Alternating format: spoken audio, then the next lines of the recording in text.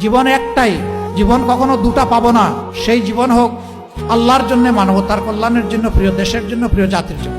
এখন আমাদেরকে সিদ্ধান্ত নিয়ে সাহস করে ভরসা করে সেই আল্লাহর দিকেই আগাতে হবে ইনশাআল্লাহ। আর কাউকে পরোয়া করবো না ইনশাআল্লাহ। আপনারা দোয়া করবেন। অনেকে বলে যে আপনার সিকিউরিটি দরকার, বুলেট প্রুফ একটা গাড়ি দরকার। আমি বলি যে আল্লাহ তাআলার কাছেই আমি বুলেট প্রুফ নিরাপত্তা চাই, আর কারো কাছে চাই না। আমার যেদিন ডাক এসে যাবে, কেউ আমাকে এখানে আর এক সেকেন্ডও রাখতে পারবে না। আর যতদিন আল্লাহ আমার হায়াত রেখেছেন, কেউ আমাকে এই দুনিয়া থেকে উঠাই ফেলতে পারবে না। সুতরাং আপনারা দোয়া করবেন।